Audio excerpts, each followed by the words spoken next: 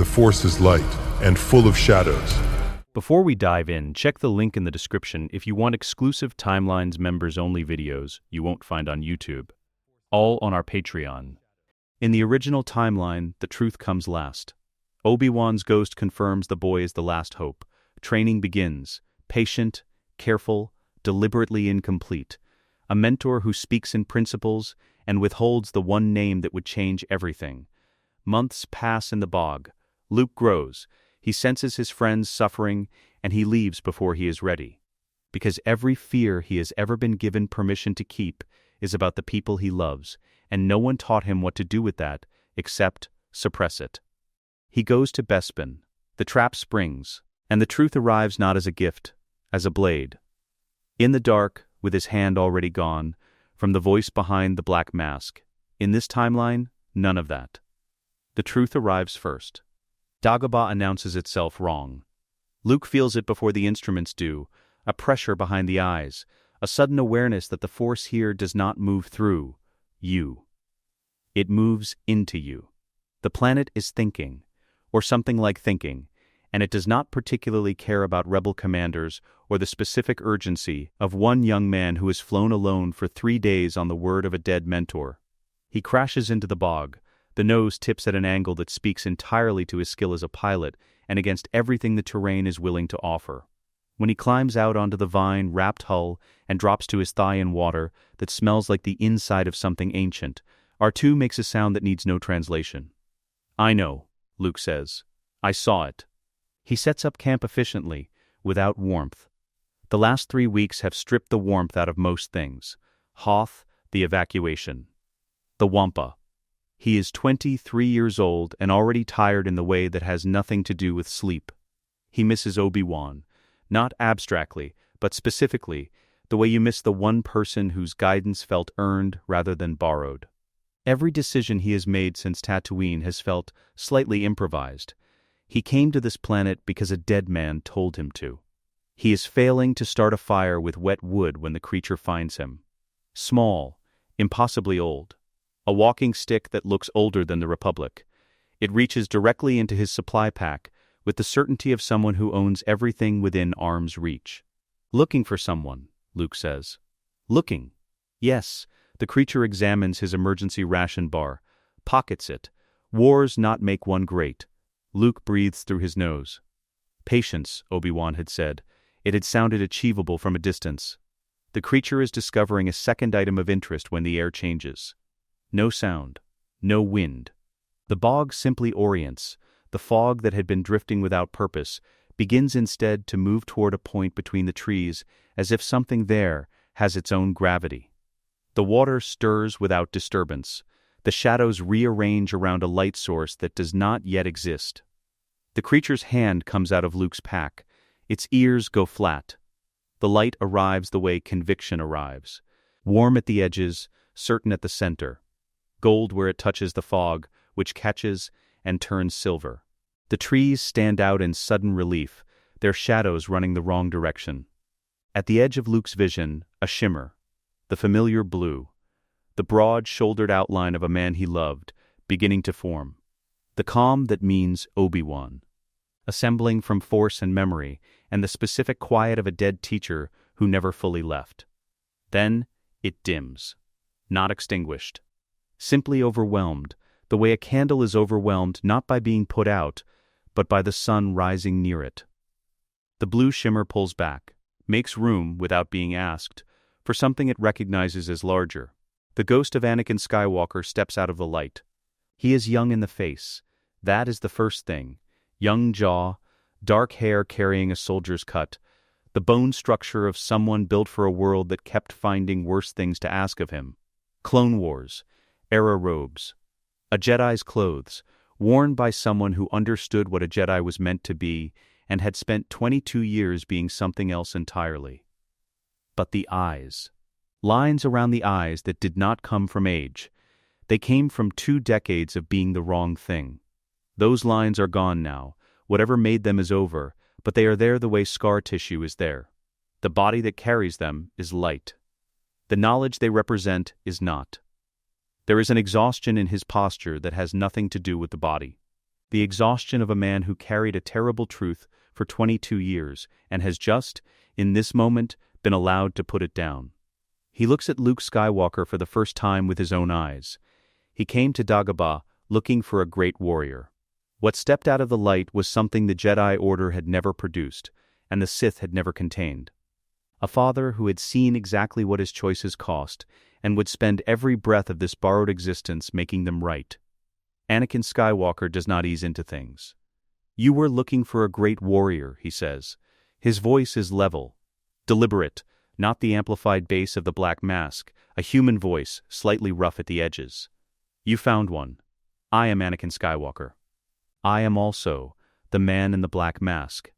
I am your father, Luke, and I am dead. And I have come back to make sure the war I helped start ends before it takes the rest of what I love. We have very little time. So listen." He expects denial. He has prepared for it. He has prepared for rage, the immediate, explosive rage he would have produced himself at this age, in this position. He has prepared for the stunned silence that comes when the architecture of a person's world cracks down the middle. What he gets is none of those things. Luke goes quiet. He stands at the edge of the firelight and looks at the ghost in front of him. He does not reach for his weapon. He does not step back. He is still in the way that full water is still, not empty. Everything moving underneath, nothing breaking the surface. Something passes between them that has no language. Father and son. Strangers by every measure that can be measured. Meeting in the Force at the level where blood recognizes blood before the mind has any say in it. Like a key, finding the lock it was cut for, in the dark, entirely, by feel. Then Luke says, "Show me something only my father would know." Anakin goes quiet. Not because he is surprised, though he is, because in 8 words, without hesitation, his son has revealed exactly who he is. Not a boy looking for comfort, not someone who needs the truth softened before it can be accepted, someone who, standing in a swamp at 23 years old, soaking wet, with the most destabilizing sentence in the galaxy still hanging in the air between them, leads with his mind. He is stronger than I was at his age. The thought arrives clean and complete. Anakin holds it for 1 second. Then he answers. He does not offer a battle record, not a date or a code or any fact recoverable from an imperial archive. He chooses the thing that lives in no archive. The thing witnessed by no one, held by 2 people only, one of whom has been dust for over 20 years. He hums. A melody with no name. Something Padam invented in pieces. In the mornings, while she worked at her desk with the Coruscant sunrise coming through the transparisteel behind her. Quiet, wandering, minor at the core with a small lift at the end of each phrase. She never knew where it came from.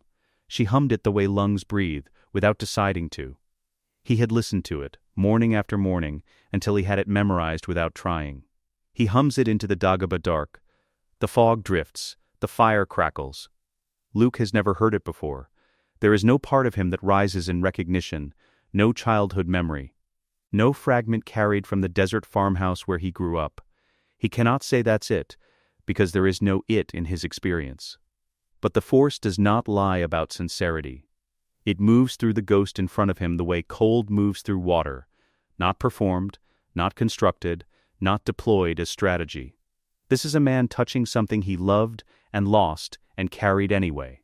The way you carry a wound you never let close. Luke feels that weight in his chest before he can examine it with his mind. The unmistakable pressure of something absolutely real. "Okay," he says. Not "I believe you," not "I understand," just the 2-letter word that is a door swinging open on its hinge. Okay, as in, I am still standing. As in, go on. As in, whatever comes next, I am not leaving. In that 2-letter word, everything that follows begins. In the shadows of the hut, the creature has been still for a long time. He does not speak. He has been many things across 9 centuries, and one of them is a witness, and a witness knows when the moment does not belong to him. He looks at Anakin's ghost with the weight of everything he has never said, the failure he contributed to, the boy he watched too carefully and helped too cautiously and could not hold. The man standing in the light was once that boy, the one Yoda could not save, could not reach, could not keep, and is now, impossibly, returned, not clean, not whole, but here, in the place where Yoda came to end. Anakin looks at him, not with anger, not yet. That reckoning has its own time, and this is not it. He gives the old master the minimum courtesy, the foundation of what comes next. "Master Yoda," he says, "we'll talk." The ancient Jedi Master is quiet for a long moment. Then, slowly, his ears rise to their full height. "Yes," Yoda says. Something in his voice has shifted, a small, precise shift, the kind that only comes when a being who stopped expecting surprises receives one it was not ready for. He looks at Luke, at the young man who asked for evidence before comfort, who said okay and meant it, and is still standing, and did not leave. Much to say, I have. But later. A pause. Tonight, this is Luke's. In the original timeline, the training is about patience. Luke stacks rocks, he meditates, he learns to be still, to listen, to connect to the living force with humility and quiet. Yoda's curriculum is built on the wisdom of 9 centuries, deliberate, layered, philosophical. It is designed to build a Jedi, not to end a war in time. In this timeline, Anakin Skywalker does not build a Jedi. He builds a weapon, powered by love. Day 1 of training, he tells Luke to fight him. Luke looks at the ghost, at the light-edged outline of a man who does not fully exist in the physical world, and says, reasonably, that he does not know how to fight someone who isn't there. Anakin shows him. The Force pushes first, not a broad shove, something narrower, with structure. A focused kinetic pressure that meets Luke's arm at the wrist and moves it backward with the resistance of something that has weight and intention. Luke plants his feet. The pressure increases. It is like sparring against wind that has opinions. Not physical. Not absent. Something in the middle, a pushing presence that his body registers and his instrument training has no vocabulary for. He ignites his lightsaber. The assessment takes 12 minutes. Anakin circles him through the bog, through the roots and the mist and the shallow water that soaks Luke's boots to the ankle, and he does not fight back so much as he responds, applying pressure, withdrawing it, changing angles, forcing Luke's body to solve problems it has never encountered before. He watches the footwork. The grip. Where Luke's eyes go when the guard breaks, how long it takes him to reset after a stumble. Then, Anakin stops. "You fight like I did at your age," he says. "That's both good and bad. Good because you have the instincts. Bad because I know every mistake you're about to make before you make it." Luke lowers the blade. His breathing is already uneven. 12 minutes with a ghost, and he is already taxed. So what do we do about that? We make you faster than I was at learning from them.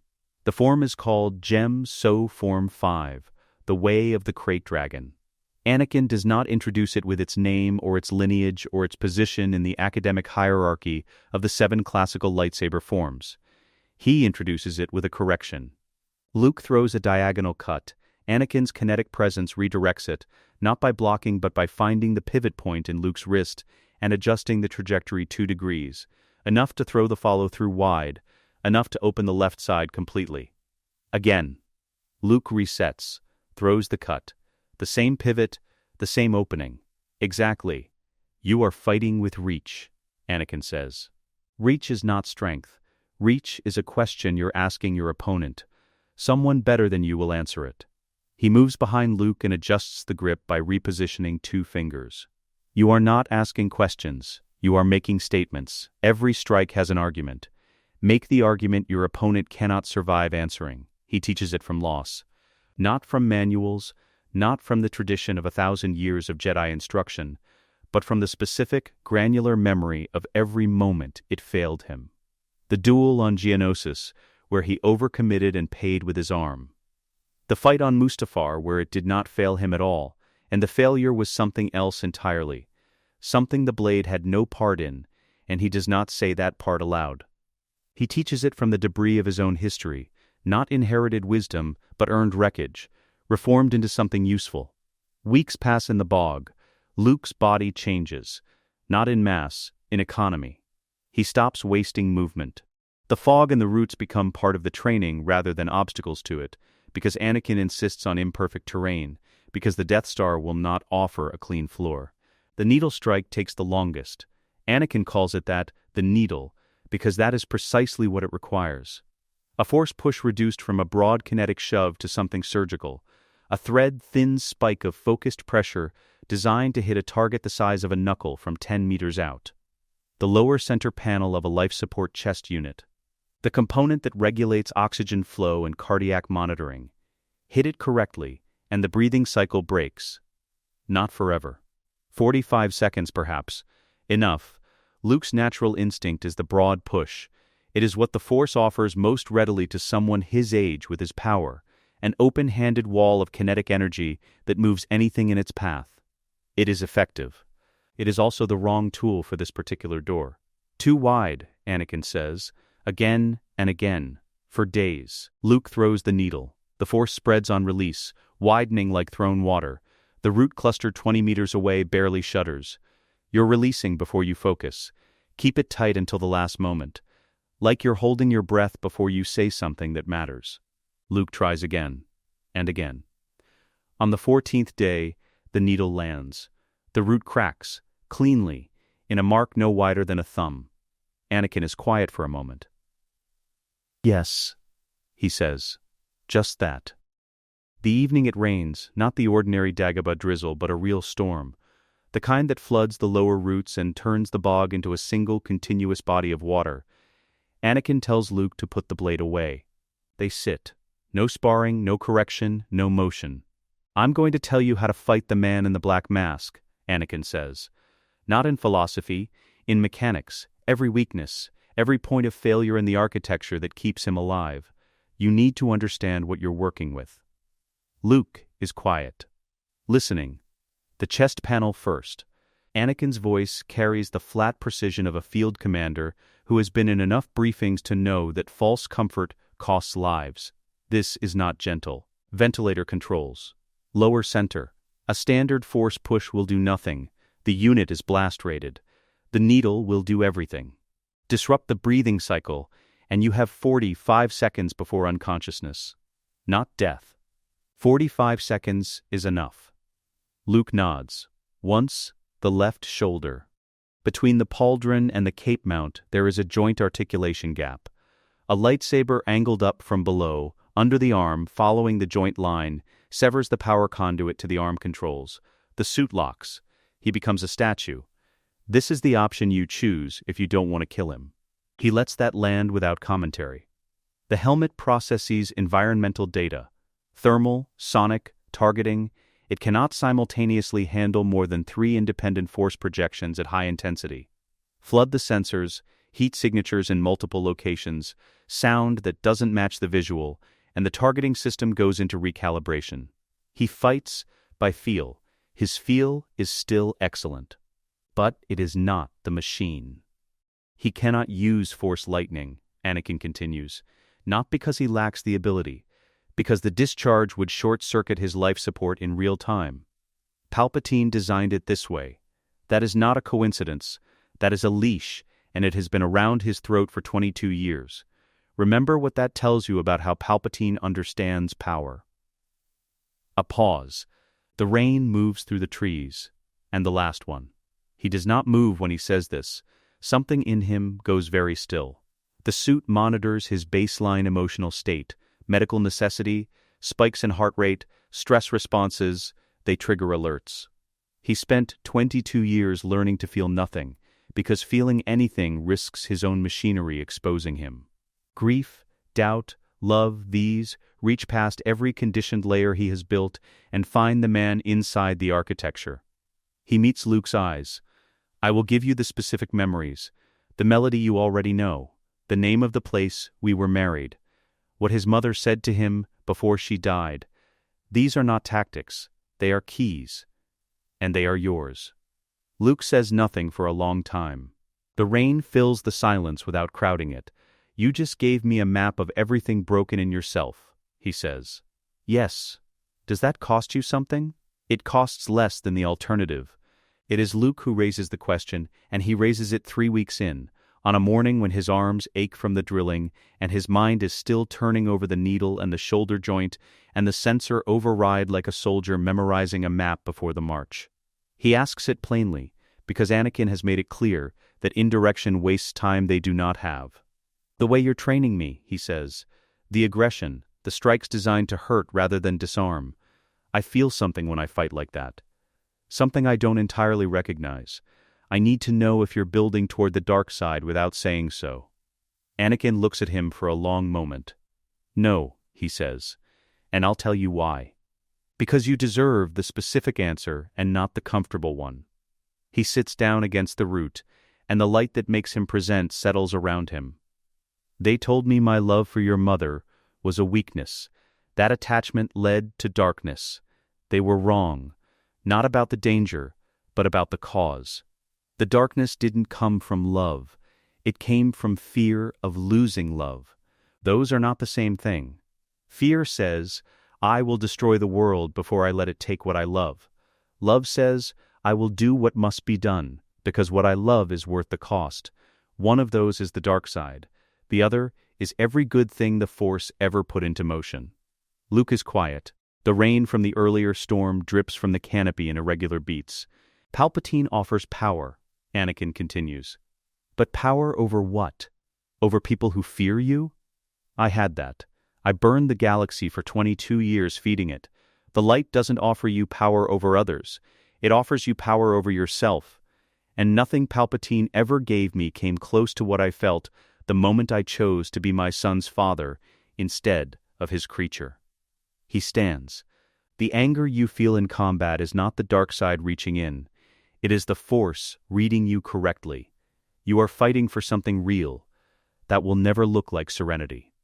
He looks at Luke with the eyes that carry all those lines, and something in them is not loss right now, but something that has survived loss and come out the other side with its precision intact. That's the point. The training continues. In the original timeline, the Masters are never challenged. Yoda's warnings go unchallenged. Obi-Wan's decisions go unquestioned.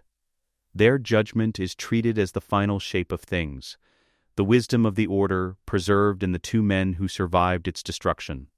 The failures that built the catastrophe, the arrogance, the blindness, the certainty that serenity was the same as sight, are mourned quietly and attributed to time and complexity and the nature of the dark side's patience.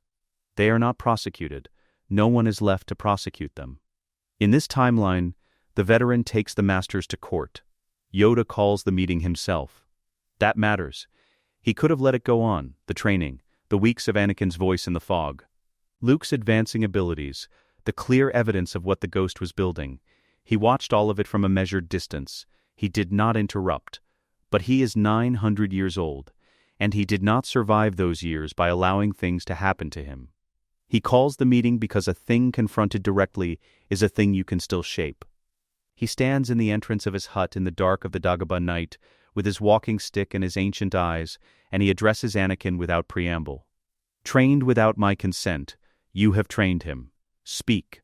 We must. Tonight." Then Obi-Wan's ghost appears beside him. The blue shimmer resolves quickly, cleanly, the practiced ease of a man who has had time to refine the crossing. He settles into presence with the particular stillness of someone who has been a calm blue light long enough that it no longer requires effort. He stands at Yoda's left shoulder, and he looks at Anakin. And Anakin looks back at him. The narrator will not tell you what that is. There is no single word that holds it. It is the first time they have occupied the same space since Anakin was 23 years old and already past saving, standing over a man he had just killed for an hour in the heat of a river of lava while the smoke turned the sky dark. Since Obi-Wan said you were my brother, and the sentence was already past tense, since both of them chose the thing they chose and paid what those choices cost. Neither of them speaks first, neither reaches across the space between them. Obi-Wan's light holds steady.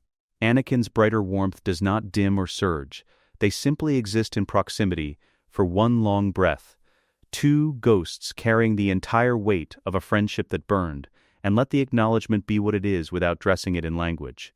It is Yoda who moves them forward. 3 weeks, he says to Anakin. Watched I have. Intervened I did not.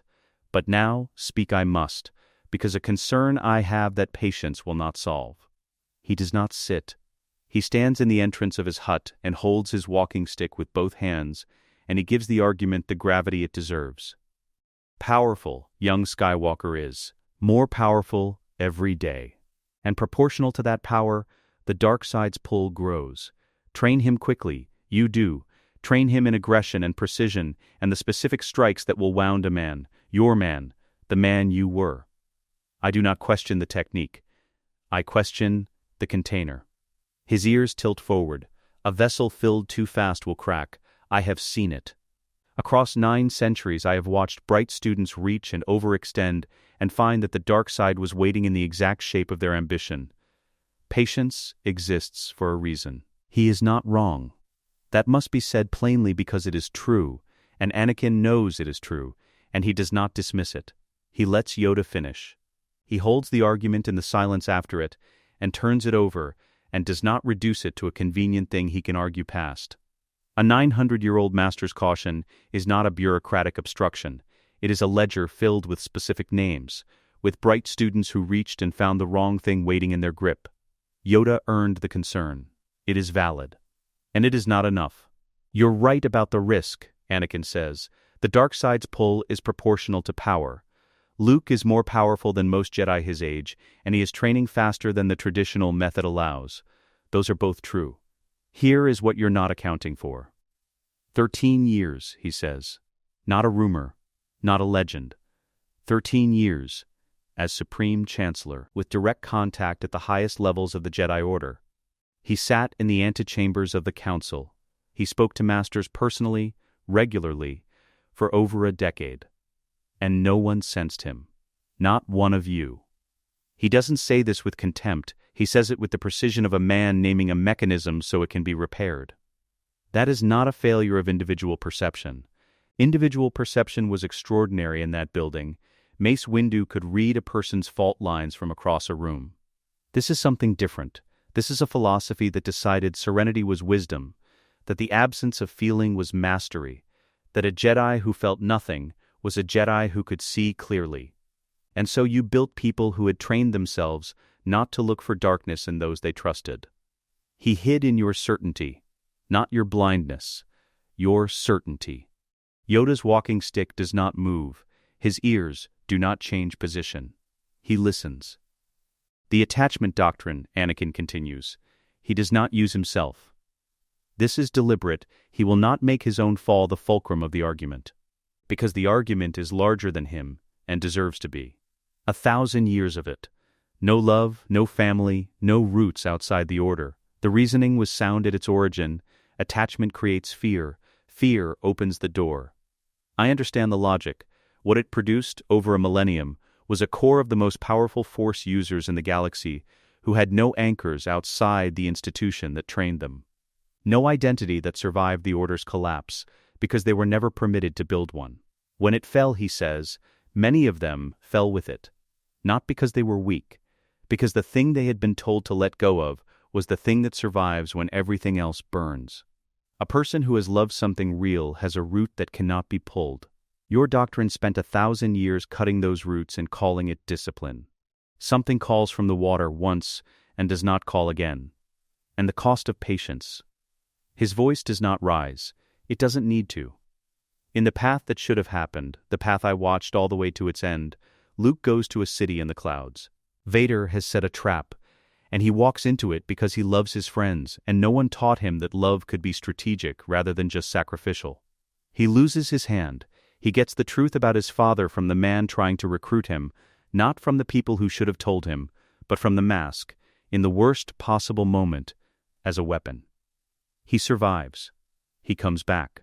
But the psychological wound is real, and it costs time, and that time costs lives, and the war continues for another year, while Palpatine entrenches further, and the Death Star comes online, and the margin for winning narrows to a point so fine that everything has to go exactly right for it to hold.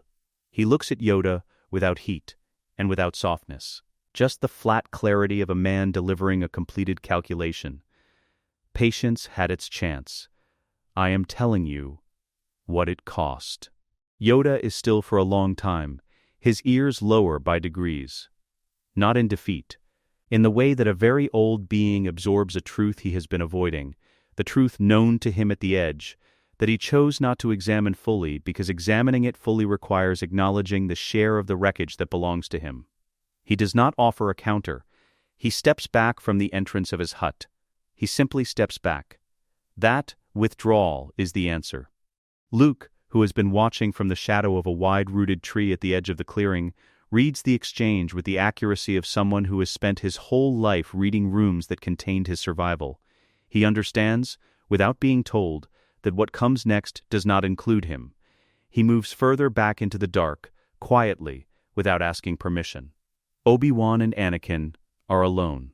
The silence between them is not the same silence it was before Yoda spoke. That silence was held breath. This one is settled weight, the kind that has already decided to stay and is simply finding its resting shape. Obi-Wan speaks first. "I should have told him," he says. "Yes," Anakin says. "I thought." "I know what you thought." The warmth in Anakin's presence doesn't cool, but something sharpens inside it, the way a candle's light sharpens if you bring it close to something. You thought the truth would break him. You thought you were protecting him. A breath. You were protecting yourself from having to say it. The silence that follows that is a different quality entirely. It is the silence after the blade lands, when the body has not yet registered the wound and the mind already knows. Obi-Wan does not argue. He does not offer the defense he must have prepared, the strategic reasoning, the protection of the child, the weight of the galaxy balanced against one difficult conversation. He doesn't reach for any of it. He simply holds what Anakin has said in the quiet between them and lets it be what it is. Then Anakin says, "I forgave you before I died. That hasn't changed." Another breath. "But we're going to do things differently now." Obi-Wan's light does not flicker. It holds steady, the way it always holds steady, the trained calm of a man who spent a lifetime choosing peace over reaction. But something in the steadiness is different now, softer at its edge. The way a held thing releases a fraction of its tension when it has finally been named. "Yes," Obi-Wan says quietly. Differently. Somewhere in the bog, the water moves. The night continues through Dagobah in its ordinary way, thick, alive, indifferent to the weight of what just occurred in a small clearing around a small fire at the edge of a small hut on an uncharted world. Two ghosts stand in it, all that history between them, and they face the same direction now. In the original timeline, Luke senses his friend's suffering and he goes. He cannot be argued out of it. Yoda warns him. Obi-Wan warns him. He goes anyway, because the love he has for the people in that city is not a philosophical position, it is a physical fact, the same category of certainty as gravity, and no amount of counsel from the dead can compete with what he feels through the Force when Han's pain arrives like a signal through open space. He goes. The trap springs. Everything that follows comes from that moment. In this timeline, the trap never springs, because the man who set it is haunted by his own ghost. It arrives in the early morning, before the training begins.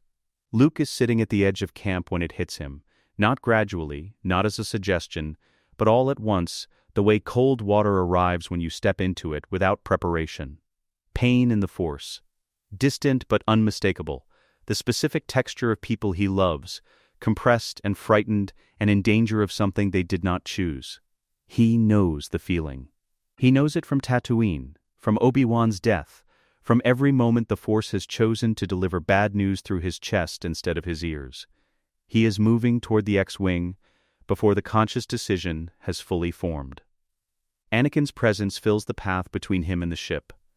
Not physical, not a wall, but the weight in the Force is such that Luke's next step simply does not happen. His body reads the resistance before his mind processes the source, and he stops, and the ghost in front of him is brighter and more urgent than he has been in weeks of training. "I know what you're feeling," Anakin says. "I know exactly who's in that city. I know what Vader is doing to them, and I know what happens if you go." Luke's jaw tightens. The pain through the Force does not stop arriving. Then tell me what happens, he tells him. Not all of it. Enough, he describes the carbon freeze chamber in the heart of Cloud City, the industrial cold of it, the specific architecture of a trap built for one person. Han frozen into carbonite. Leia brought forward as leverage, and Luke arriving, flying straight into it because his friends are inside and he cannot do otherwise, finding Vader waiting with 2 decades of patience and a constructed confrontation designed to offer exactly one exit: choose the dark side or lose everything in the next 30 seconds. You'll survive that encounter, Anakin says. You've already seen enough of yourself to know that, but your hand won't, and your certainty won't, and you will spend the next year unable to think about your father without the memory of the blade. I won't let that be your foundation for what comes next. Luke is still for a long time. The pain from Cloud City continues. It is real, and it is present, and it is asking him to move. And he feels the cost of standing here as a specific physical weight behind his sternum. But Anakin is looking at him with eyes that have seen the end of that path, have lived inside its consequences for 2 decades, and the Force does not lie about the sincerity of what's in them. Then what do we do for them? Luke says. We give Lando his window. Lando Calrissian is not a man who chose the Empire. He is a man who has been managing the distance between himself and it for years, cooperation and concealment, giving enough to keep the guns quiet. He wants out. He has wanted out since Vader's boots came down the boarding ramp. He is waiting for a window he cannot create himself. The window is simple. Vader's attention must be elsewhere, not divided, not split between the trap and a secondary concern, but genuinely pulled away from Cloud City long enough for Lando to move his people before the lockdown signal locks them.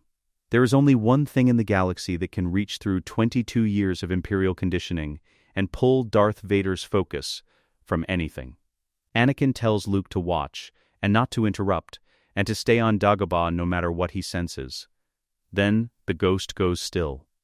Aboard the Executor, the meditation chamber is sealed. The Superstar Destroyer carries it at the core of Vader's private quarters, a pressurized hyperbaric sphere, clinical and cold, designed around the specific medical requirements of a man whose survival depends on machinery rather than biology. The ambient sound inside is the breathing apparatus. Nothing else. Reports arrive through the chamber's comm system in the flat voices of officers who have learned that brevity and accuracy are the 2 qualities Darth Vader values, and that any departure from either is a career decision. Cloud City is proceeding. The rebels' friends are contained. The trap is 40 minutes from completion. Vader's hand rests on the console. He does not move. Then the temperature drops. Not the temperature of the chamber, that remains regulated, constant, the precise atmospheric conditions a damaged body requires. Something else, a quality in the air, or rather in the Force, a shift in the texture of the space around the meditation sphere. The breathing of the apparatus continues its mechanical rhythm. Nothing changes in the physical world. But something arrives. Not dark, not aggressive, not the calculated intrusion of an enemy's Force presence pressing for weakness and advantage. This is something without structure, without agenda. Something that smells like desert sunsets and machine oil, and the specific grief of a man who remembered everything he loved only after he had destroyed it. Vader's breathing changes. One hitch in the mechanical rhythm. Then it steadies. But the steadiness is the steadiness of deliberate control, not of calm. A difference so small no monitoring system in the Empire would register it, but present. In the familiar darkness of the sealed chamber, Padam's face appears. The narrator will not call it a hallucination. It is not. A hallucination is the mind manufacturing what it wants. This is something received, a projection, a ghost 3 sectors away channeling the most precise memory he carries, offering it not as comfort but as contact. Padam as she was in the mornings, before the galaxy required anything of either of them. The dark hair, the stillness she had when she thought no one was watching, when the political face came off and what was left was just the person. Her eyes, which always looked at him as though they had already decided he was worth the effort of understanding. Her voice. Her laugh, the private one, the one that came out when something genuinely surprised her, slightly undignified, entirely real. And then, the melody. The one with no name. The one she hummed without knowing she was humming it, in the mornings, at her desk. While the Coruscant light came through the transparisteel behind her, it fills the meditation chamber. Vader's hand moves to the console. The order that would finalize the Cloud City lockdown is there, cued, waiting for authorization. His fingers reach the keypad. He does not know what is happening to him. He suspects a Jedi trick. The calculation is immediate and professional. The rebels' assets include at least one Force-sensitive operative, possibly more, and psychological disruption is an established combat approach. The conclusion should be, this is a weapon, and weapons are countered, not felt. The Force feel of it is wrong. It is not manipulation. Manipulation has a direction. It pushes you toward something, away from something, shapes perception to achieve a target. This has no direction. This simply is. The presence of grief in the room, his grief, the specific shape of loss that Darth Vader has not permitted himself to feel for 22 years, because feeling it would require acknowledging what he destroyed. And acknowledging what he destroyed would make the suit a coffin. Here it is anyway. His hand does not send the order. 1 minute passes, then another. The executor's comm registers no authorization signal. On Cloud City, Lando Calrissian watches the console where the lockdown confirmation should appear, and does not appear, and understands. With the practiced instinct of a man who has survived by reading gaps, that the window is open. He moves. Leia grabs the moment with both hands. The Falcon leaves its bay, clears the upper atmosphere of Bespin, and makes the jump to hyperspace before the Executor's fighters can scramble a pursuit vector. Cloud City secures no prisoners. The trap yields nothing. In his chamber aboard the Executor, Vader sits with his hand on an unauthorized console for another 4 minutes before the presence fades. Then, he straightens. He clears the queue. He summons his officers. His voice, when he speaks through the comm to his officers, is exactly what it always is. The amplitude is controlled. The cadence is controlled. Nothing in it concedes anything. Nothing Vader does in the next 6 hours suggests that anything happened in that chamber. On Dagobah, Anakin exhales. Luke has been watching from the edge of the camp. He watched the ghost go still, the light that makes Anakin present pulling inward, the edges of him losing definition. He watched the effort of it, a man holding something very heavy with nothing physical to hold it with. Now Anakin is back. But something in him is different. He looks older. That is the only word for it, and it doesn't quite fit. A ghost does not age. But there is a quality around his eyes that wasn't there before. Something dimmer. Something spent. The light that makes him visible has pulled back slightly from its edges, as if the haunting drew on something he cannot immediately replenish. "What did you show him?" Luke asks. Anakin is quiet for a moment. The bog moves in its ordinary way around them, unhurried and indifferent. Somewhere in the distance, the Dagobah canopy drops its condensation in irregular intervals, each drop hitting the water below with a small, complete sound. "Something I should have never let go of," he says. Luke doesn't ask him to expand on that. He understands what it means, not the specifics, not the name, not the face, but the category of thing. The category of thing that costs more to use as a weapon than any weapon should cost, because it was never a weapon, and the person who made it one is standing in front of him right now, paying the price. The training resumes the next morning. Anakin is present, and brighter again by degrees, and he does not mention Cloud City again. In the original timeline, Luke walks into the Emperor's trap uninformed. He rescues Han from Jabba's palace. The rebellion assembles its fleet. The plan is Endor, destroy the shield generator, destroy the Death Star, and hope the chain of events that follows goes right. Luke surrenders himself to Vader voluntarily, is brought before the Emperor, and faces the most powerful Sith Lord in 1,000 years, with no intelligence on the building, no knowledge of the contingencies, no understanding of the full architecture of what Palpatine has prepared. He wins. Barely, at enormous cost. In this timeline, Luke goes to the Emperor's house first. The argument Anakin makes for the Coruscant mission has 3 components. First, confirmation of Palpatine's physical location. The Death Star 2 is under construction above Endor, but not yet operational. Palpatine is on Coruscant. That window will not stay open. Second, the clone contingency. Anakin suspects it exists. The Sith texts that might confirm it are in one specific building. They need to know whether killing the man in the throne room ends the man, or whether something else waits in the architecture of his survival. Third, the private comms infrastructure. Palpatine uses a parallel communications channel, undetectable on standard Imperial scanning, with access to the relevant relay node inside the palace. Luke can plant misdirection that will redeploy Imperial assets during their endgame window, blind the machine before they reach the man inside it. Luke can get all three. The building is the former Jedi Temple, and there is one person who knows it without a map. "You've never been to Coruscant," Anakin says. "But I have. I know every stone of that building. I know where they put the cameras. I know which guards rotate early on long tour months. I know the one access point they forgot to modernize because the engineers didn't know it existed." A pause. "I'm going with you every step." Luke looks at him for a moment. "What's the access point?" A maintenance shaft on the east face. Original construction, Republic era. The Imperial renovation teams didn't add it to the security grid because it isn't on any blueprint they inherited. The Jedi never documented it in the official temple schematics. Another pause, shorter, flatter. "I know it because I used it once.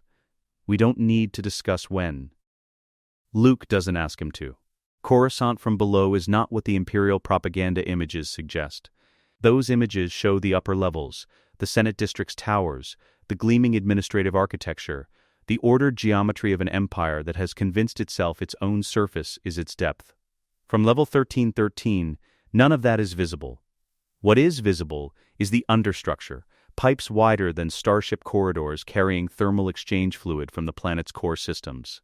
Maintenance walkways suspended over drops that fall for hundreds of levels before anything stops them. The ambient light of a city planet that never experiences true dark filtered down through layer after layer of durasteel and fabrication until it arrives at the underworld as something closer to amber haze than illumination. Luke descends through it in the identity Anakin built him, ISB auditor, mid-level clearance, scheduled for a maintenance inspection in the Eastern Infrastructure Quadrant. The credentials open maintenance areas without triggering senior officer flags that would bring attention. He moves like a man who knows where the cameras are. Because he does. Anakin told him camera coverage has a gap at the third junction past the level 1313 access point, 11 meters before the east-face maintenance shaft entrance. The gap exists because the structural column at that junction throws a blind angle approximately 2 meters wide, too small to be worth a supplementary lens on a static installation. Large enough for a person moving at the correct angle to pass through unregistered. He hits that angle exactly and keeps walking, and somewhere in the Force, faint and distant and present the way a hand on the shoulder is present, the ghost guides each step. The maintenance shaft is exactly where Anakin said it would be. Old Republic fasteners on the access panel, corroded at the corners, the kind that have not been touched in decades. Luke opens it with a tool he has carried since Dagobah, works through the access in 30 seconds, and begins the climb. The force detection grid begins 3 levels above the underworld junction. Anakin described it in the mission brief with the precision of someone who helped design its parameters. It is calibrated to identify darkside signatures, an Imperial modification to a Jedi-era sensor array originally built to detect Force-active presences near the Temple's most sensitive spaces. The original intent was protection. The Imperial modification inverted the logic. It hunts the dark, not the light, because the dark is what the Empire's enemies carry. A Jedi who quiets their signature passes through it undetected. Quieting is the technique Anakin called the hardest thing he had ever tried to teach, and he was not exaggerating. It is not concealment. Concealment implies building something in front of you. This is subtraction. It is holding the Force presence you generate as a living, breathing, Force-sensitive person and drawing it inward, compressing it, until the signal you broadcast to the world falls below the threshold of detection. Like holding a breath. Except the breath is the soul. Luke holds it for 11 continuous minutes through the grid. His heartbeat does not slow. That is the physical truth of it. The body continues its work. The blood continues its circulation, and the Force continues to move through him the way it always moves through him, because it cannot be stopped, only muffled. What he is managing is the volume of it, the aperture through which it reaches the world. He walks through the detection grid projecting the Force presence of an empty room, and it is the most controlled act of will he has ever performed, and he does not drop it for a single step. The grid ends, he breathes. The former Jedi archives are 20 meters further down the corridor. The sealed section announces itself by what is wrong with the air. The corridor is imperial, dura-steel panels over original temple stonework, fluorescent strips replacing warmer light. But at the sealed section's entrance the panels stop. The original stone is exposed. Darker, older, the gray-brown of construction that predates the Republic Senate by centuries. Someone built this room to last. Someone else decided they could use what was inside it. The lock is Imperial standard. It takes Luke 4 minutes with the slicing kit. Inside, the shelves hold what was left after the purge. Most of the Jedi historical archive was destroyed in the weeks following Order 66, either burned deliberately or lost in the chaos of the transition. What remained was assessed, sorted, and repurposed. The historical and philosophical texts were burned. The technical and tactical texts were archived for Imperial use, and one sealed case, added to the collection at a later date in a hand that is not Jedi, holds something else entirely. Luke cannot read Sith script. He does not need to. The language of the documents is opaque, but their function is legible in the diagrams, the cellular illustrations, the Force signature schematics, the architectural drawings of facilities that bear no resemblance to any military installation. He photographs every page, systematically, without pause, working through the case with the efficiency Anakin drilled into him during the mission preparation. What he is holding is the contingency, essence transfer, cloning vessels, the mechanics of consciousness surviving physical death, not as a Force ghost, but as something that preserves the dark side's continuity regardless of what happens to the flesh. Killing him in the throne room is not enough. The throne room is one body. What he has built is the capacity to outlast the body entirely. Luke closes the case, replaces it exactly as he found it, and is 17 seconds from the door when the footsteps start. A Royal Guard route deviation. Unscheduled, the heavy footfalls of someone in full armor moving down a corridor that the mission brief marked as clear for the next 40 minutes. Luke counts the distance by sound. The guard is approaching the corridor junction that leads to the archive entrance. At current pace, he reaches the junction in 40 seconds. At that point, if Luke continues on his planned exit route, they occupy the same corridor. He does not move. In the Force, faint and thin is a signal stretched across an impossible distance. Because Anakin is on Dagobah and Luke is on Coruscant, and the gap between them is measured in sectors, something arrives. Not a voice, not a presence with any physical weight, a direction, delivered with the precision of someone who has mapped this building in their memory and knows exactly where the guard's patrol deviation will take him, and what is on the left side of the next junction that the right side does not offer. Left, one word. Barely more than an impression. The ghost at the absolute edge of his range, spending something to deliver it, and Luke does not hesitate. He turns left, a service alcove, 3 meters deep, sealed on its far end by an access panel too old to be on the active grid. He steps into it. He breathes through his nose, quietly, and holds the Force quiet again, and the guard's footsteps pass the junction, continue down the corridor. Recede, 40 seconds. Then silence. Luke exhales. Somewhere between Dagobah and Coruscant, from nowhere and everywhere, as ghosts exist, Anakin Skywalker experiences something he has no framework for. It arrives without warning, the way grief arrived in the meditation chamber and would not be argued with. It is not grief. It is the opposite of grief.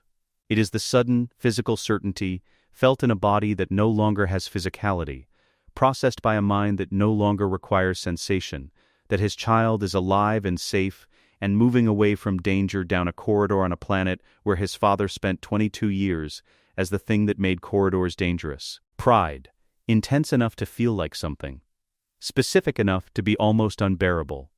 The first time a father saved his son, not in a duel, not in a burning throne room, at the cost of everything, at the last possible moment, in a hallway, with a whispered direction, in the small, ordinary way that parents keep their children alive every day, without anyone marking it as extraordinary. Anakin does not announce it. He does not tell Luke what he felt. The mission is not finished, and there will be time later, and some things do not need to be spoken to be received.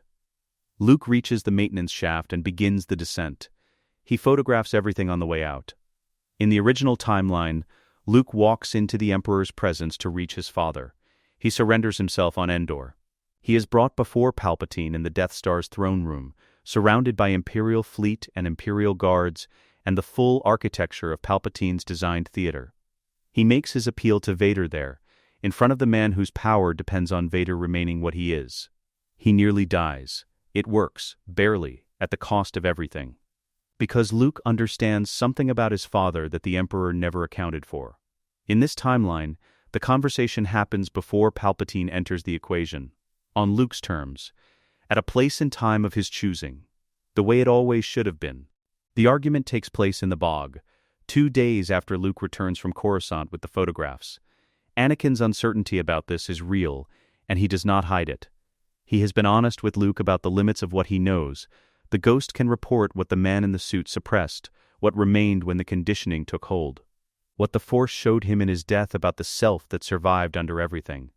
What he cannot report with confidence is the present tense. 22 years of a particular kind of damage changes what a person is capable of reaching. He is hopeful. He says so plainly. But hope is not intelligence, and he will not send his son into a room with Darth Vader on the basis of hope alone. If there is another way, he says. There isn't. Luke's voice is level, not certain the way young soldiers are certain, not reckless the way the impulsive are reckless, certain the way someone is certain when they have thought through the alternative and cannot live with it. We have the intelligence. We know where Palpatine is, what he has prepared, how to move against him. But moving against him alone is suicide. We need Vader. Not standing aside, we need him in that room, standing with us. And the only path to that is through this conversation. What if he tries to kill you? Then I use the shoulder joint. No hesitation. But he won't. How do you know? Luke looks at the ghost in front of him, at his father's face, carrying everything it carries. And he says the thing that Anakin has no tactical counter for, because it is not a tactic. Because I'm his son. And because somewhere inside that suit, you still love me. And I'm going to speak to you, to the Anakin you still are, and I'm going to give him the door out. Anakin is quiet for a long time. Then, I'll give you everything you need to say. The message reaches Vader's private channel through the comms frequency Anakin provided, the architecture of an infrastructure he spent 22 years operating from the inside. Luke sends it from a rebel relay station 3 days later, encoded in the Imperial format Anakin reconstructed from memory. Coordinates. A time. One word. Father. Vader comes alone. This is the first thing that matters. He does not bring a squad. He does not send an advance team. He files no flight record with his command staff. He simply goes, in a shuttle stripped of its transponder signal, in the early hours of the designated window, to a decommissioned way station at the edge of mapped space that Luke chose because it belongs to no one and can be defended from a single corridor if it comes to that. He told no one. He came alone. That choice is itself the first sign. The room where they meet is unremarkable. A cargo admin space, empty shelving along one wall, industrial lighting that runs flat and even over everything without warmth. There is nothing in it worth describing except the two people inside it, and what moves between them. Luke stands near the center. His hand rests at his hip, not on the hilt, but close enough. Vader enters through the far door and stops when he is 10 meters away. Neither of them moves. There are no ignited sabers. Vader's hands hang at his sides. Luke's hand does not tighten. The dark side is present in the room the way cold is present in a space that has been sealed too long. Not aggressive, not surging, just the ambient weight of 22 years of a man being something he was not. Carried in the suit that breathes for him. Luke does not explain himself, does not announce what he has, does not frame what is coming. He hums. Off key. Uncertain, the melody Padme made up in the mornings at her desk, the one with no name, the one that belongs to two people and one of them is dust, learned by a ghost from his own memory, passed to a living son who never heard the original. Carried here across sectors and delivered in a voice that gets the rhythm right and the pitch slightly wrong, because that is the best that secondhand can do. Vader goes still. Not the stillness of preparation, the stillness of something in the body stopping before the mind has authorized it. The breathing apparatus continues its rhythm. In, out. The mechanical hiss of a system that has been doing this for 22 years, but something in the cadence shifts by a fraction. Not enough for any monitoring system to flag, enough for a son who has been taught to read the suit from the inside to see it. Luke continues, the planet where his parents were married, a small word, a place name. Carrying the specific weight of a ceremony performed in secret at the edge of a lake, witnessed by 2 droids and the Force, and nothing else. Luke says it simply, without emphasis, the way Anakin told him to say it, as information, not as theater. Vader does not move. The last thing is the hardest, because it is the most private. The words Shmi Skywalker said to her son in a camp in the Jundland wastes, in the dark, while the life went out of her. Words that passed between a mother and a child who had been separated for a decade, in the last minute they ever had, witnessed by no one, told to no one, held by one person for 22 years inside a suit that was never supposed to allow the person inside it to hold anything. Luke delivers them in a voice that does not perform grief, measured, quiet, precisely as Anakin gave them to him. He watches the breathing apparatus change rhythm for the second time. Then the room goes warm. Not the temperature of the room. A quality in the air, gold at the edges, the same warmth that lit the Dagobah fog on the first night. The particular light that exists only around Anakin Skywalker's ghost when he chooses to be present. He stands at Luke's left shoulder. The same robes, the same face, the dark hair, the jaw, the eyes with all those lines. He is looking at Vader, and Vader is looking at him. The narrator cannot tell you what that is. The description the production Bible offers is the only language for it, not a mirror, not a memory, but a completion. Everything the suit burned away, everything the dark side consumed, and the Emperor hollowed, and 22 years of being Darth Vader stripped from the person underneath. All of it still present, still waiting. On the other side of a set of eyes that belong to a face this man has not seen since he was 23 years old and already too far gone to save. Ghost Anakin speaks to his living self. The only time in this story he will do this. He has not asked for anything. He has not pleaded. He has watched his son deliver the keys one by one, and he has been here for this moment. And the only thing he offers, the one thing that no version of the Emperor's engineering ever prepared Darth Vader to receive, is the thing that required a dead man and a returned ghost and an impossible son to deliver.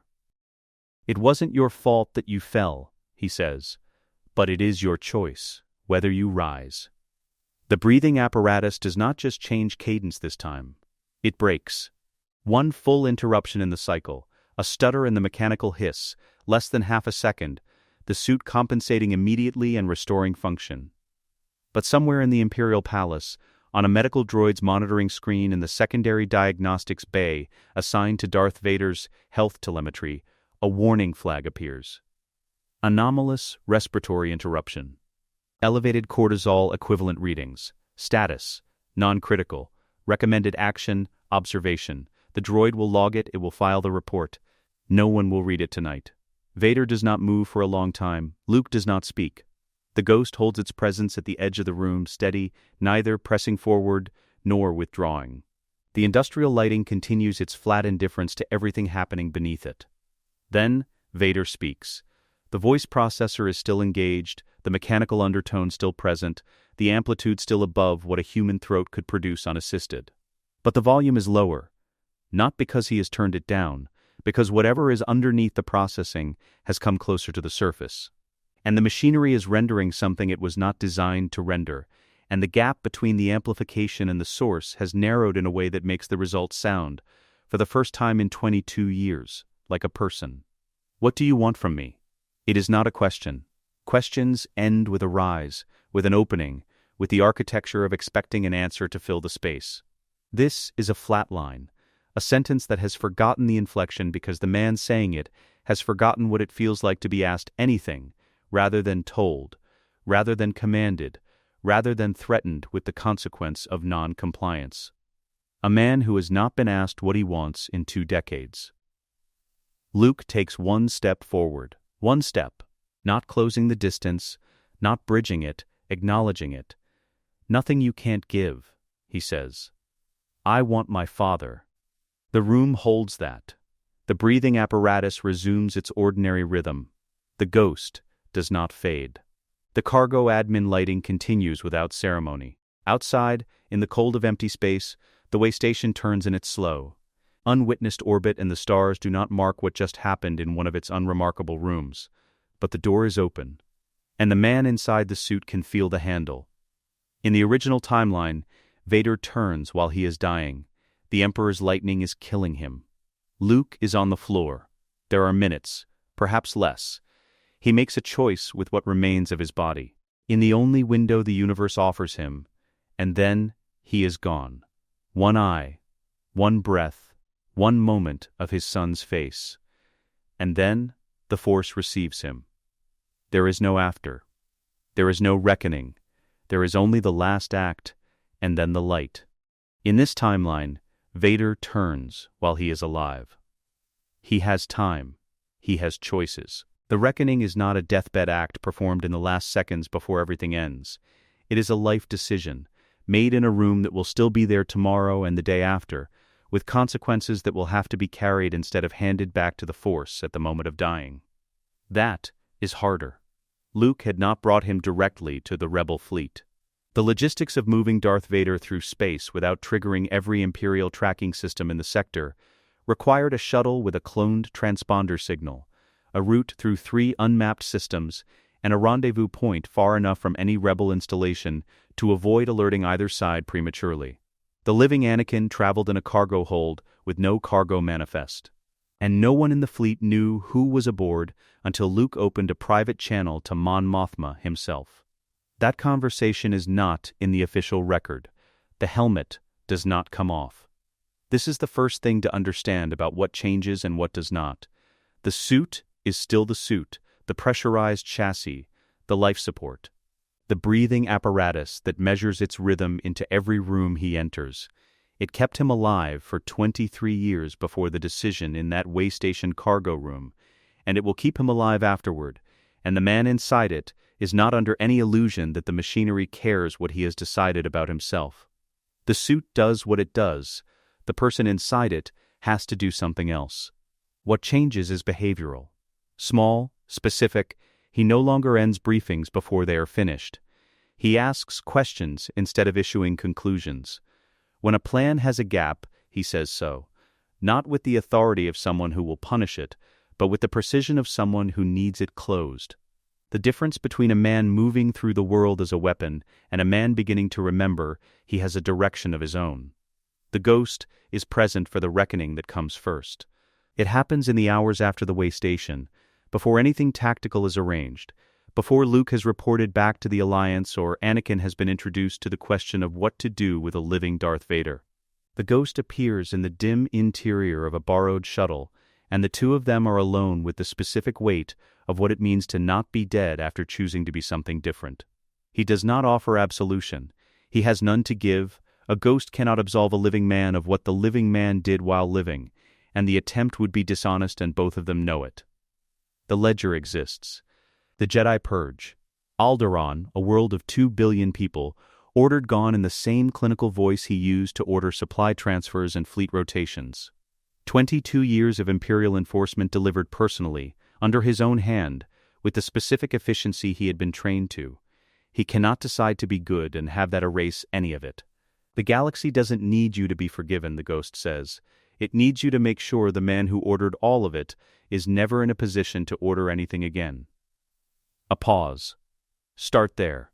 The man in the suit does not respond immediately. The breathing apparatus marks the silence. Then, that I can do.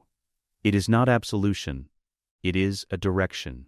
And a direction is enough to begin.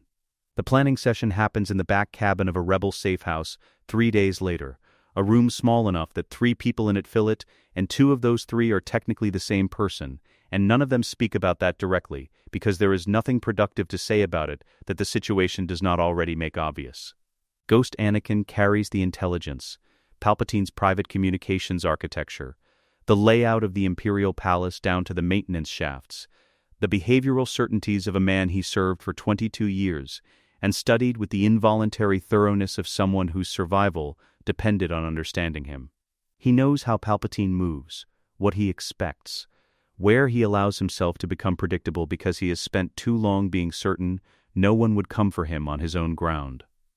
The man in the suit carries the credentials, a Darth Vader identity that still has active Imperial clearance, command codes that route through the highest levels of the palace's security infrastructure, an officer class that grants access no infiltration cover can replicate. He is the only person in the galaxy who can walk through the front of that building with legitimate authority and have the back door already open from the inside. Luke carries the rest, the months of training, the needle strike drilled until it is reflex. The force clarity that comes from learning to fight for something specific rather than against something abstract. The combat edge. The light side conduit, the thing the Ghost described in Chapter 2 as the Force reading a person correctly when they know exactly what they are fighting for. Each of them needs the others. Without the intelligence, the credentials are blind. Without the credentials, the intelligence has no delivery mechanism. Without the combat edge, the intelligence and credentials bring 2 people to a door and leave them there. The planning is tactical and careful, running through the 12-day window, the access sequence, the coordination points, but underneath the tactics is the specific grief of 3 people. 2 of them the same life split by death, and the Force's improbable intervention, who know exactly what it cost. They do not speak about it. They work through it. Luke asks about the suit the next morning, when it is just the 2 of them. Not how it works. The mechanics of it were covered in the training on Dagobah, the chest panel and the shoulder joint, and the sensor override. All of it learned from the outside. He asks what it is like to be inside it, what it does to a person. Anakin, because the narrator is no longer calling him Vader in these private moments, because that is the wrong name for what is happening inside the chassis, answers directly. He inventories it without affect, the pressurized atmosphere his lungs require. The thermal regulation compensating for damaged tissue, the neural interface translating nerve signals into mechanical motion for the limbs, the monitoring systems that track cortisol and heart rate against a baseline calibrated 23 years ago for a man who had decided to feel nothing. He describes what it prevents, the force lightning, the range of motion in the left shoulder, a dozen small freedoms that the chassis trades for the larger freedom of continued existence. Luke listens, asks no follow-up questions. Then, Anakin says, "I'm not afraid of dying in it." He is quiet for a moment. "I was afraid of living in it. Those are different things. The second one I can fix." Luke does not respond to that either. But his hand moves, briefly, a fraction of a second, toward the suit's arm, not quite touching. The gesture of a person who understands that the right thing to do with some statements is simply to have heard them. The rebel leadership is not warm. This is the honest account of what happens when Luke brings the information to Mom Mothma, to General Rekan, to Admiral Akbar. When he tells them what he has, who is now a part of the endgame, and why they cannot refuse it even if everything in the room wants to. Rekan was born on Alderaan. He survived the Death Star because he was not on his planet when it died.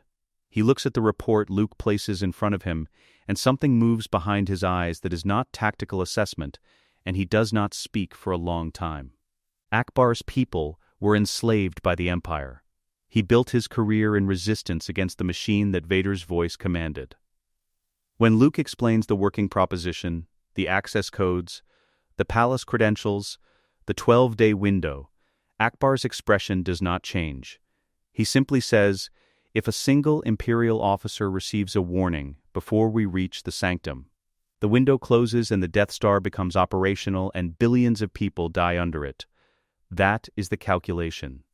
He does not say the word useful. He does not have to. Mon Mothma listens to everything before she speaks. When she does, her voice carries the specific flatness of a person who has spent years making decisions that require setting aside what she feels in order to account for what is real. "We are not discussing forgiveness," she says. "We are discussing whether the military intelligence and access codes currently possessed by a former Imperial officer are more valuable to the survival of the Republic than the cost of accepting them." They are. She looks at Luke. "We accept them. The terms are full disclosure of everything he knows about Imperial infrastructure, command to remain under Alliance oversight for the duration of the operation, and no independent action without authorization." A pause. "Those are the terms for someone we find useful. They are not the terms for someone we trust. He will know the difference." He does. He is brought in the next day. The suit, the breathing. The black chassis of Darth Vader walking through a rebel command room, while the people in it do not move but do not relax either. The specific stillness of people who have trained themselves not to reach for weapons when they don't need to. He provides the codes. He provides the infrastructure maps. Every question is answered with complete precision. He is not forgiven. He is useful. The ghost observes from the corner of the room, invisible to everyone but Luke. Present the way a conscience is present, not intervening. When the session ends and the leadership files out, the ghost says nothing. Redemption is not an event. It is the decision to begin a direction that cannot be fully completed. The chapter is the moment Anakin Skywalker starts walking. He does not stop. In the original timeline, the rebellion attacks the trap. A full fleet engagement at Endor. A ground assault on the moon below. Luke's lone mission into the Death Star simultaneously. 1,000 variables, any one of which, going wrong, ends everything. The Emperor designed every element of it. The shield, the fleet, the throne room, the offer, as interlocking components of a single mechanism built to break the rebellion on its own hope. It nearly works. It works for long enough that the cost is catastrophic. In this timeline, they do not attack the trap, they attack the trapper. The window opens on a Tuesday. Ghost Anakin presents the intelligence in the rebel safe house. Laid out without drama because the facts carry enough weight without any, Palpatine will be on Coruscant for 12 more days before he relocates, to oversee the Death Star 2's final activation sequence above Endor. Once he moves, he is surrounded by a full Imperial fleet, an operational superweapon, and a battle station whose primary weapon has already demonstrated its capability on a planet with 2 billion inhabitants. The window to reach him before that happens is 12 days wide. After that, it is not a window. It is a wall. "We have 12 days, Anakin says, to reach him in a building I know better than any structure in the galaxy, when he has no superweapon, no fleet formation, and no reason to believe anyone is coming. The operational challenges are 4, and he names them plainly. The Force Detection Grid, active, calibrated to dark side signatures, covering the approaches to level 999. Luke has passed through it once. He can pass through it again, more quickly this time, with the confidence of someone who has done the thing rather than merely prepared for it. The Royal Guard, 6 at minimum outside the throne room, trained against lightsaber deflection for 4 to 6 strikes before giving way. Not force-sensitive. This matters. The IS perimeter, the security layer below the Guard. The administrative monitoring, the checkpoint infrastructure that Palpatine maintains between himself and the Empire he nominally serves. These are not formidable against the right credentials. They are formidable against the wrong ones. And Palpatine himself, whose force sensitivity will register their approach long before they reach the sanctum. He will know they are coming. He has probably known since the moment the plan formed. Then how? Luke asks. Anakin looks at him. We give him what he's expecting, through the front door, and arrive from somewhere else at the same time.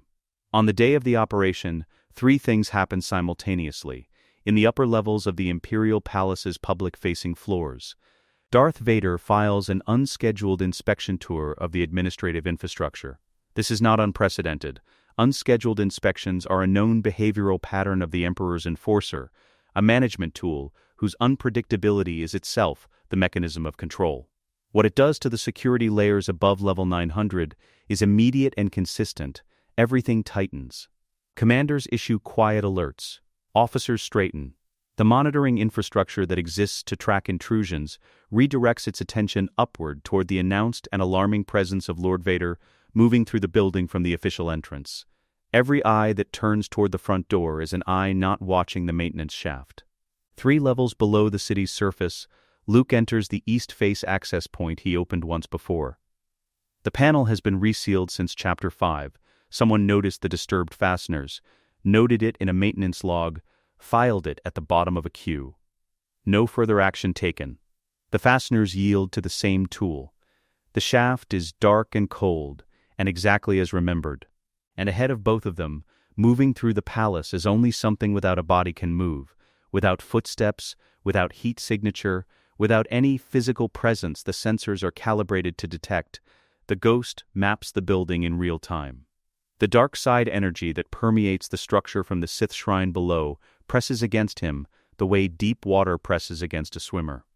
Ambient and constant. He moves through it without being of it. That distinction, he has learned in the months since his death, is the only thing that matters. Luke ascends with Anakin's voice in his ear, a continuous low signal of direction and distance. Maintenance junction, 3rd left, guard rotation in 4 minutes. Pause here. The ghost cannot materialize at this range without cost, and does not try. What he can do is be present, a consciousness moving through the force that permeates the building like water through stone, reading every living presence in the structure, routing Luke around each one with the precision of someone who spent 22 years understanding exactly how this building works, because he was the thing this building was afraid of.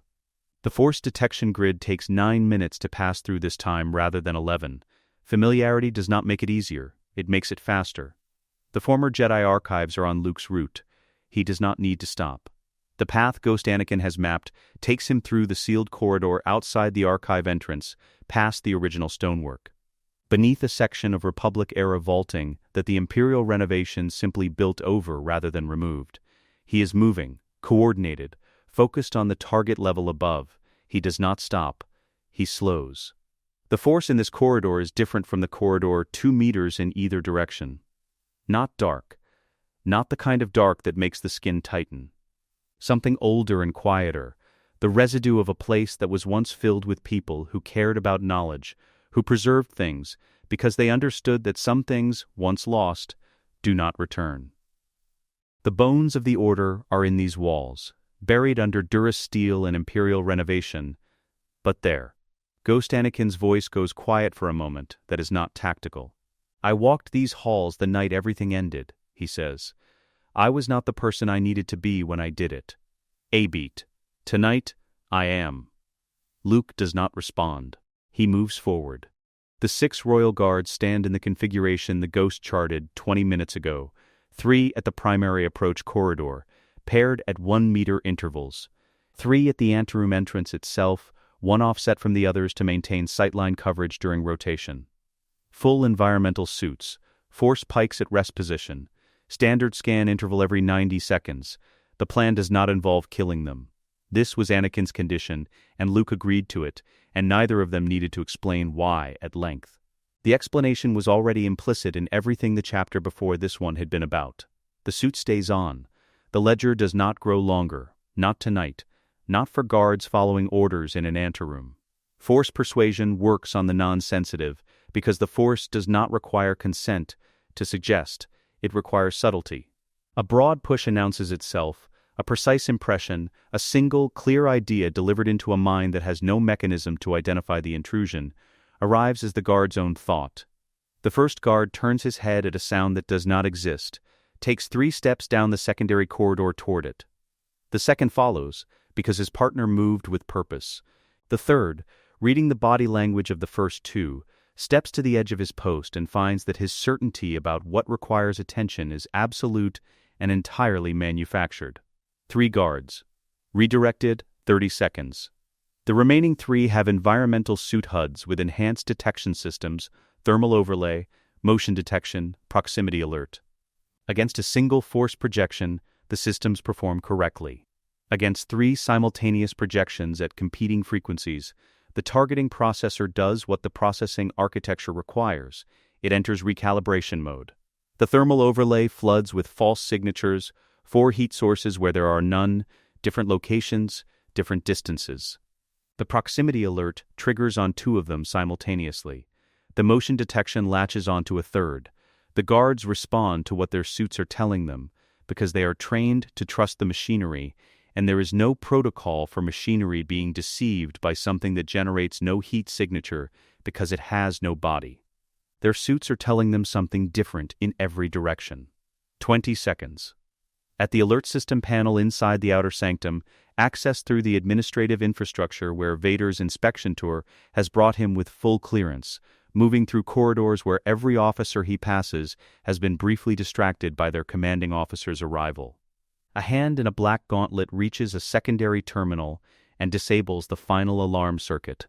Not by breaking it, by using the override code that Darth Vader himself installed the last time the system was updated and never removed, because he saw no reason anyone would ever use it against him. The door opens.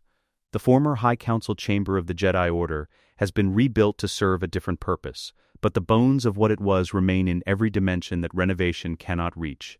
The proportions are Jedi, the high ceiling, the circular floor plan, the ring configuration that was designed for 12 equal seats around a center.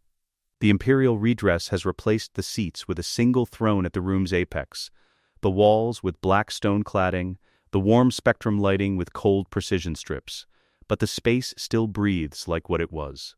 9 massive transparent steel arcs, each 3 meters wide, curve along the far wall in their original configuration.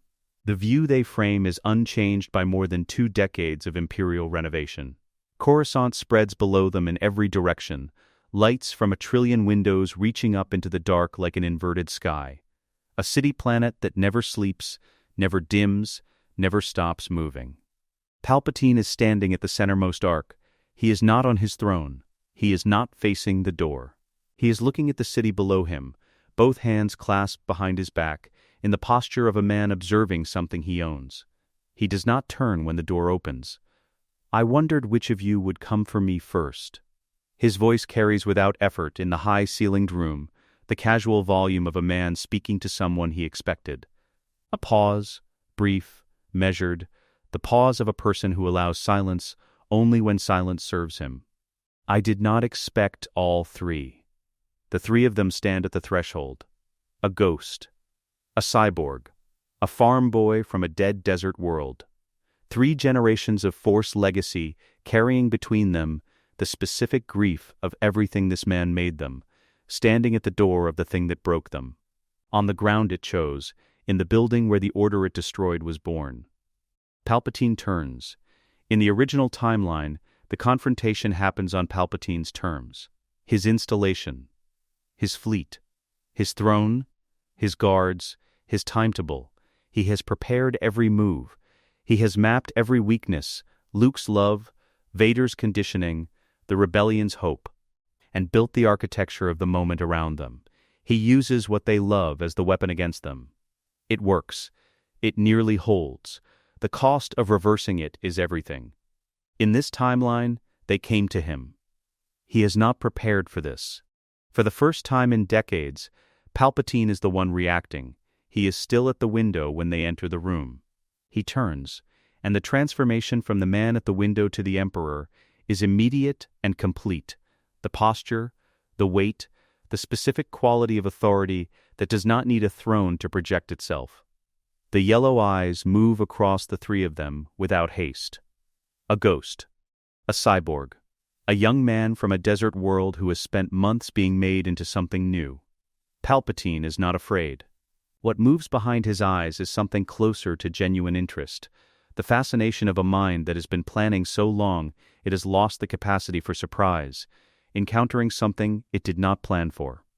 He takes them in the way a strategist takes in an unexpected board configuration, cataloging each piece and the implications of its position. What he says is not a taunt. It is an honest assessment delivered without the warmth that would make it anything other than a weapon. "You've done something I did not account for," he says. "I built every contingency around the weakness you would show each other. I did not expect you to become each other's strength instead." It is not admiration. The moment the words leave his mouth, the calculations are already running. The space behind the observation is already a plan. He does not wait for a response. The lightning goes to Vader. Not to Luke, not to the greatest force threat in the room, the young man who carries 20,000 midichlorians in every cell of his blood and has spent months being trained specifically for this confrontation. The lightning goes to the suit, to the breathing apparatus, to the life support chassis that cannot absorb electrical discharge without its systems failing in sequence. Because Palpatine cannot resist the message. A dead Vader, delivered in the first second of the confrontation, tells everyone in the room exactly what the power differential is, and has always been. It is theater. He has always chosen theater. Luke's hand comes up. Not a lightsaber, not a deflection. The open palm of someone who has been taught a technique that requires months of deliberate practice, and the specific understanding of what it means to take something destructive into yourself and not become it. He takes the lightning, not through the blade, not redirected, absorbed, drawn into his own body, converted. The sensation of it moving through him and out again is something else. Not lightning, not the same energy, but a wall of kinetic force that hits Palpatine in the chest and puts him 2 steps back before he has finished the attack. The room goes quiet for a half-second that is not tactical. The ghost is still at Luke's left shoulder. And what passes through him in that half-second is something he has not experienced since his death. It is not tactical analysis. It is not the cold calculation of a man who spent 22 years making calculations to survive. It is fear. Because what Luke just did is beyond what he was taught. It is not the technique Anakin passed to him. It is the technique Luke performed with the specific amplification of what Luke is, which is the chosen one's bloodline in a body that has never been broken, carrying the Force at a volume that makes everything Anakin could do at his age look like candlelight. He taught his son well. He did not know, until this moment, exactly how well. What follows is not a duel. Living Anakin moves. The suit covers the distance with the mechanical efficiency of something that has been doing this for 22 years, 6.5 feet of black chassis and decades of Form V muscle memory, lightsaber ignited and closing. Palpatine cannot use lightning against him. The suit cannot absorb it, and Palpatine knows it, and using lightning against the suit would kill Vader before he reaches him. And a dead Vader is no longer a message, it is an admission that the leash existed, that the Emperor's most feared enforcer was kept in check by an electrical vulnerability the Emperor designed. He will not make that admission. He switches to telekinesis instead, and the ornaments of the throne room, the black stone decorations, the arched support fixtures. A section of the Imperial cladding that does not belong to the original Jedi structure, come loose and move. Living Anakin pushes through them, deflects, redirects, takes what he cannot avoid on the chassis, and keeps closing. The suit was never designed to be pushed backward easily. He uses that. Luke does not advance. He holds his ground between the two of them and does what he was placed there to do, take everything Palpatine sends at either flank and prevent it from landing. Force push, another sustained lightning attempt. Luke takes each one, converts each one, disperses it out through the floor or the walls or the 9 transparent steel windows that crack under the force pressure being run through the room. He is the circuit breaker.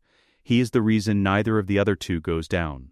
And at the edge of the room, present but not moving, the ghost does the third thing.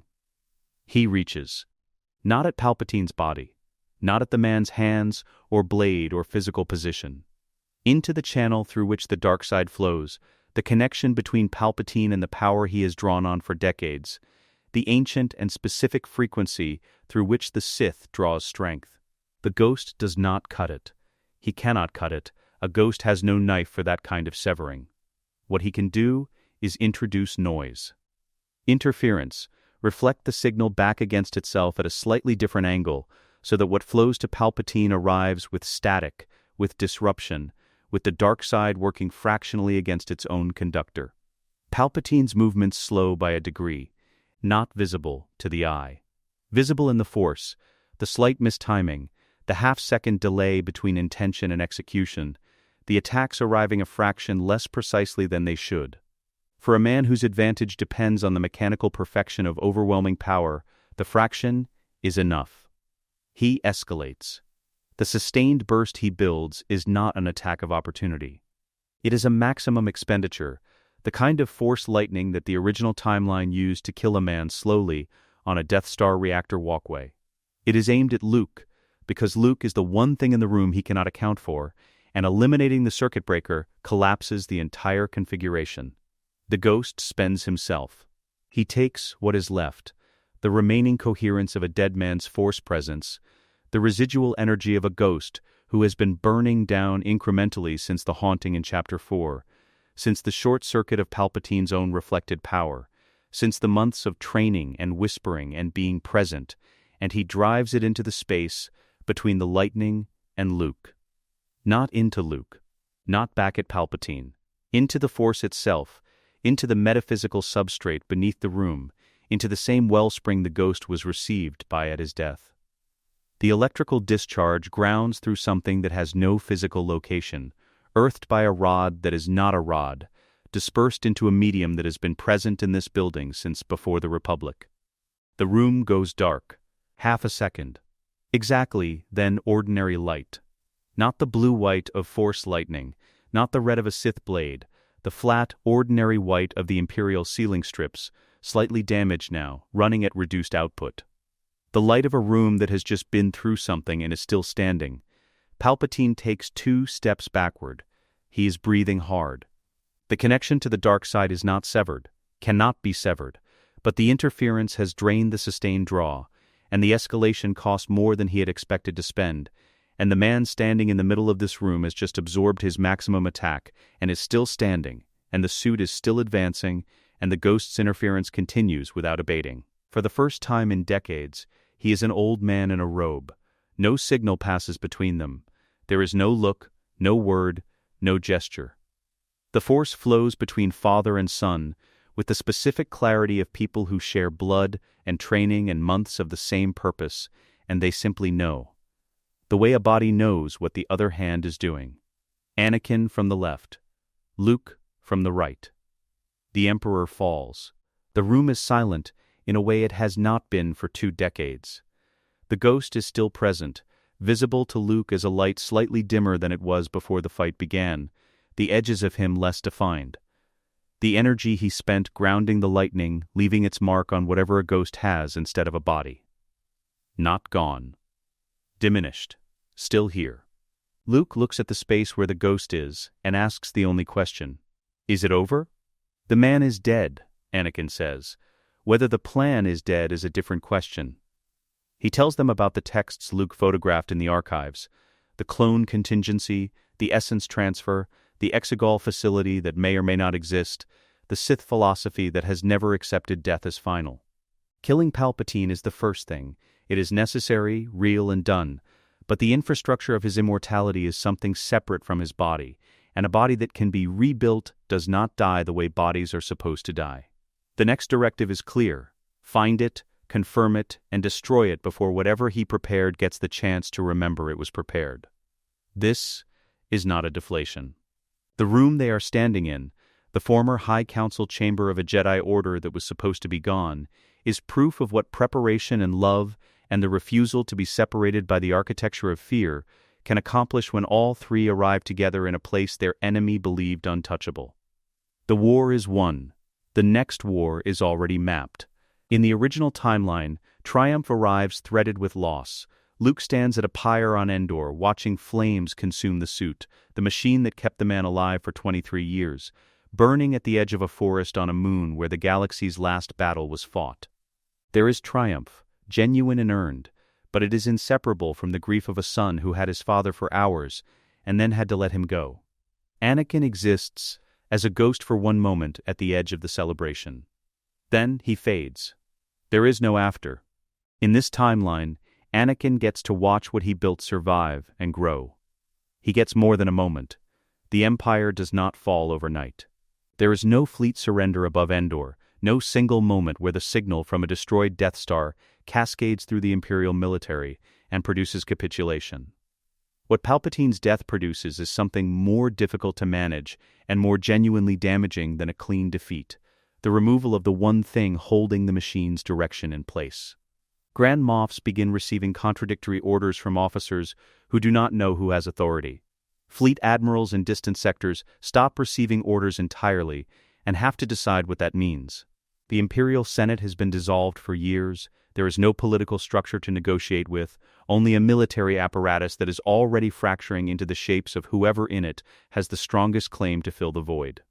The New Republic does not so much win the Empire as it expands into the space the Empire leaves when it stops holding together, filling the vacuum the way the Force fills silence, not by force of conquest, but by the persistence of direction. Living Anakin, the man in the suit, no longer answering to Vader in how he thinks about himself even if the galaxy still uses the name, becomes the most valuable and most complicated figure in the transition. He knows the Imperial systems from the inside in a way that no one in the rebellion can replicate: the command infrastructure, the loyalty networks, the officers who might be reasoned with, and the ones who need to be flanked. He is also the most recognizable symbol of everything the rebellion has spent a decade fighting. Both of these things are true simultaneously, and Mon Mothma understands both. She uses what she has. The accounting happens in a room with no ceremony, not a tribunal. The production Bible of Imperial collapse does not have space for symbolic gestures, and Mon Mothma has always understood the difference between justice and theater. What it is a listing. He stands in front of the rebel leadership and he does not minimize, and he does not contextualize, and he does not explain away. He names what he did: the Jedi Purge. Alderaan, the specific commanders whose deaths he ordered, and the worlds whose populations the Empire reduced under his authority. He accounts for all of it in the same flat, precise voice he used to give those orders. Because using any other register would be a kind of deception, and he is done with deception. Then he places everything he has on the table: the codes, the intelligence, the complete military architecture of the Empire's logistics and command structure, every private frequency and loyalty map and officer dossier accumulated across 23 years as the Emperor's primary operative. What he asks for in return is not forgiveness. "Let me help you build something that will not need people like me," he says. Mon Mothma holds that for a long moment. Then she accepts the terms. The ghost has been dimmer since the throne room. This is not a recovery problem, it is a depletion problem. The energy spent grounding Palpatine's lightning into the Force itself did not replenish in the days that followed, and what remained has been slowly, incrementally less with each week since the confrontation. He can still manifest. He can still be present, visible, warm-edged, in the specific way of Anakin Skywalker's ghost. But the window is narrowing, and both of them know it, and the conversation between a father and a son in the days before the last manifestation is the one this story has been building toward since the first night on Dagobah. There is no training, no tactics, no debrief on what comes next. "I don't want you to go," Luke says. "I'm not going anywhere that matters," Anakin says. "The Force doesn't end, I just stop being visible." Luke looks at him. "Is that supposed to help?" Something changes in the quality of the ghost's presence, the light at its edges warming by a degree, settling into a register that Luke has never seen in the months of training and strategy and grief. Something that is not quite an expression and is not quite a feeling, but is the closest the ghost has come to either since his death. It is the only moment in this entire story that he almost smiles. "No," he says, "but it's true." Then he tells Luke what to do with the Jedi Order he is going to build. Not a prescription, not a rulebook, a principle, derived from everything the old order got wrong, and everything Anakin spent 22 years learning at the cost of everyone who trusted him. The old order was built to resist the dark side by constructing walls against feeling, removing attachment, severing connection, teaching its members to achieve serenity by making themselves into people who could not be reached. The walls failed, not because they were poorly built, but because walls are the wrong architecture for what the dark side actually is. The dark side does not need to break through a wall. It only needs to find someone standing on the wrong side of one who is lonely enough to wonder what the other side offers. Build the order differently. Build it around saturation, not suppression.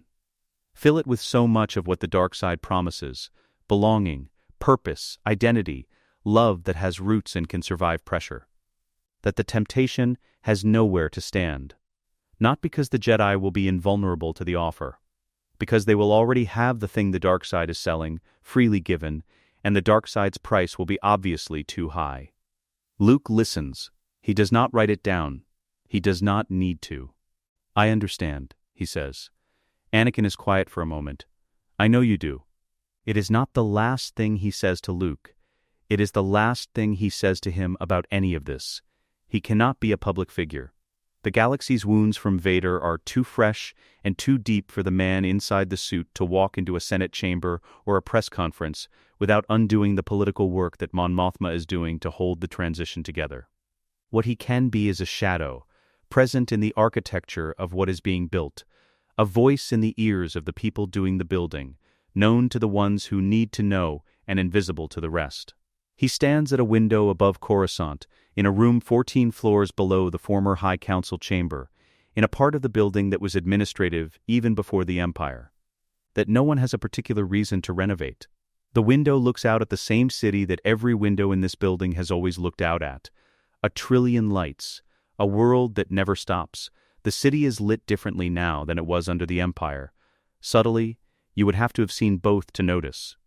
The specific quality of the light in the lower levels has changed by a fraction of a degree. The maintenance schedules that Palpatine's administration deprioritized in favor of the upper levels are being run again, and the result is a warmth in the ambient glow that was not there before. It is not a dramatic transformation. It is the kind of change that only registers as a change if you carry the before inside you. He is the only person in this room who does. He is still in the suit.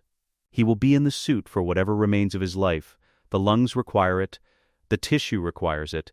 The damage that was done on a lava shore 23 years ago cannot be undone by redemption or purpose or the choice to be something different. The cost is the cost, and he does not rail against it. He breathes. The respirator breathes for him. Somewhere in that mechanical rhythm, in the hiss and cycle of the apparatus that has kept him alive through 2 decades of atrocity and is keeping him alive now through something else entirely, is the sound of a man who is, finally, choosing to live. The ghost appears one final time. Not to Luke, not to the living Anakin in the lower window. He appears at the edge of visibility in the way that things appear when they are nearly gone, barely there. The light that makes him present reduced to its minimum, the warm gold quality of his presence thinned to something that could be mistaken for the way any room looks in the hour before full dark. He is not speaking to anyone in the story.